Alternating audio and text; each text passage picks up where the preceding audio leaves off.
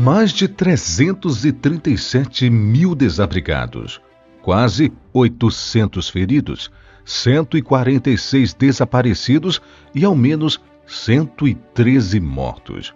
Esses são alguns dos números até o fechamento deste vídeo daquelas que foram as maiores enchentes da história do Rio Grande do Sul entre o final de abril e o início de maio de 2024. Uma das maiores catástrofes naturais do país. Diante de um cenário desse, muitas perguntas surgem e uma delas se refere às barragens locais, como as presentes nas usinas hidrelétricas do Rio das Antas. Afinal, será que essas construções poderiam ter contribuído para reduzir ou até mesmo impedir tal situação? Um dos mais incríveis cenários do Rio Grande do Sul, o Rio das Antas, nasce em São José dos Ausentes, pequeno município de aproximadamente 3.500 habitantes no extremo leste do estado, próximo a Santa Catarina. O rio se estende a oeste pelos municípios de Bento Gonçalves e São Valentim do Sul, recebendo as águas do Rio Carreiro, onde ganha o nome de Rio Taquari. No total, são 530 quilômetros desde a nascente até a foz, 350 quilômetros como o Rio das Antas e 180 como o Rio Taquari. Aliás, nesse percurso, mais precisamente em Bento Gonçalves, há duas incríveis atrações relacionadas ao rio. A primeira delas é o Vale do Rio das Antas, cuja beleza natural atrai milhares de turistas à região anualmente. É nesse percurso também onde está situada uma construção dona de recorde, a Ponte Ernesto Dornelles, ou simplesmente Ponte do Rio das Antas, na divisa com Veranópolis. Com 46 metros de altura e quase 288 metros de extensão, a obra, que possui vão único, foi a maior ponte de concreto armado nas Américas à época da inauguração em 1952. Porém, esse não é o único projeto memorável na região do Rio das Antas. Por lá, 3 usinas hidrelétricas exercem papel fundamental no fornecimento de energia elétrica a 630 mil famílias e 12 municípios gaúchos.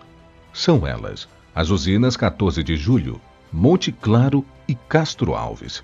Esse trio possui uma capacidade instalada de 360 megawatts, com a produção anual de quase 1.450 gigawatts-hora.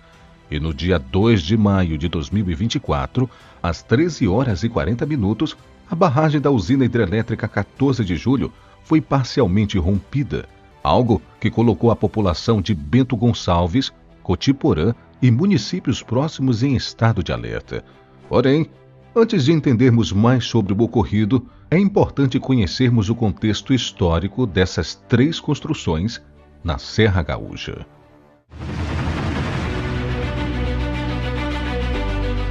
Durante a década de 1990 e o início dos anos 2000, o Brasil foi palco de uma série de apagões.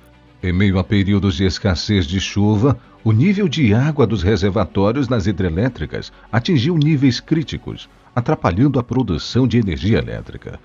Contudo, bem além dessa questão, outros aspectos foram determinantes para a crise energética no país. A falta de planejamento e investimentos reduzidos para ampliar a capacidade de geração de energia. Prova disso é que o consumo de energia elétrica no país subiu 49% entre 1990 e 2000, ao passo que a capacidade instalada só cresceu 39%. Nesse contexto, os governos à época passaram a investir nessa temática. Entre diversos projetos que surgiram, um deles envolvia a construção de um complexo com 3 hidrelétricas, no Rio das Antas, estado do Rio Grande do Sul. Logo, em fevereiro de 2001, foi concedido o direito de concessão para a exploração do potencial energético do local. E no mês seguinte, o contrato de concessão para que a Companhia Energética Rio das Antas, a Ceram, construísse, já a partir de 2002, o complexo energético na Serra Gaúcha. A primeira usina inaugurada foi a Monte Claro, em janeiro de 2005. Situada em Veranópolis, o empreendimento possui uma capacidade instalada de 130 megawatts, igual à usina Castro Alves. Já a usina 14 de Julho, em operação desde 2008, tem a menor capacidade instalada, 100 megawatts. Mas a pergunta que ainda fica em questão é: O que essas 3 usinas têm a ver com as enchentes causadas no Rio Grande do Sul?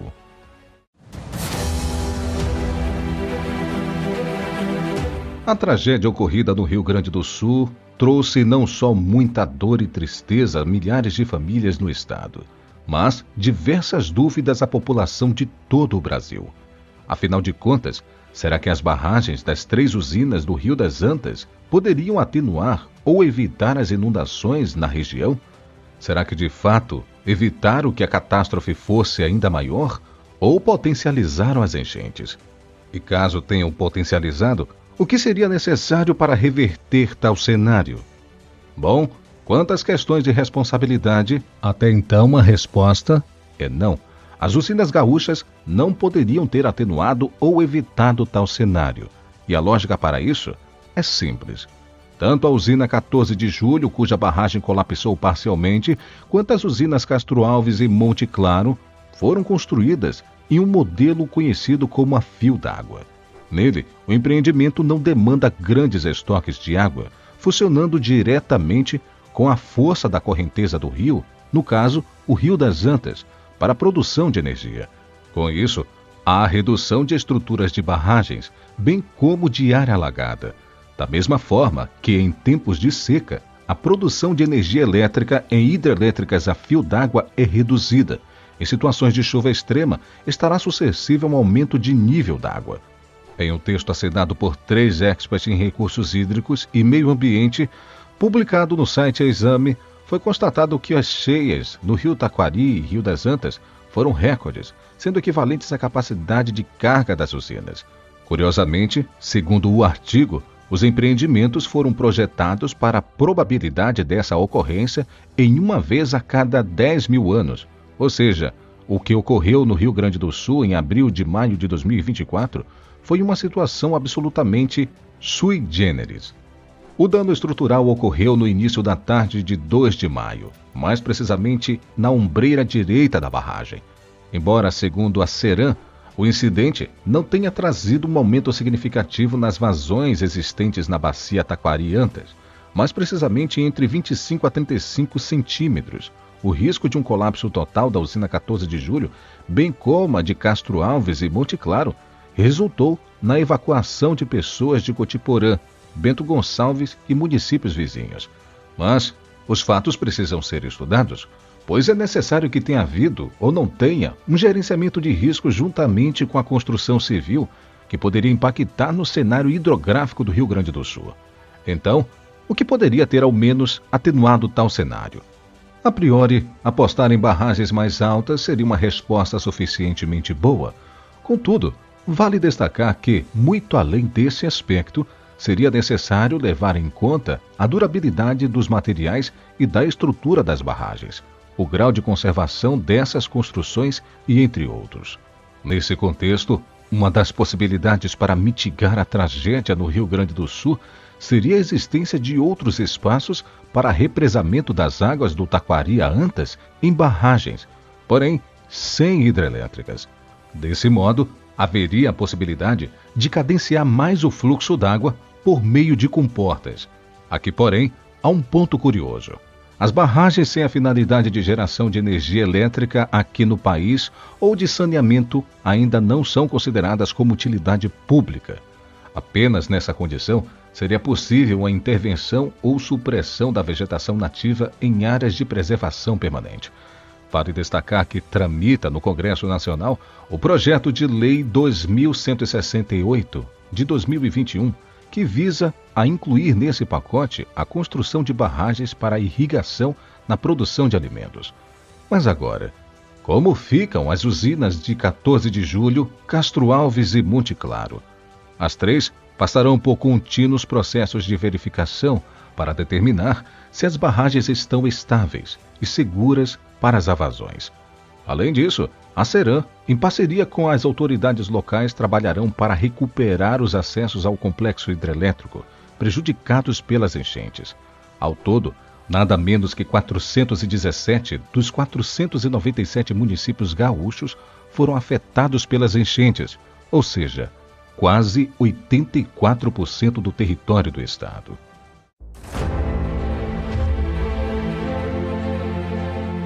Tragédias como essa, ocorrida no Rio Grande do Sul, nos alertam não apenas para a importância da construção civil para salvar vidas, mas também a crescente necessidade de gerenciamento de riscos, a fim de mitigar, prevenir e solucionar tais problemas quando ocorridos.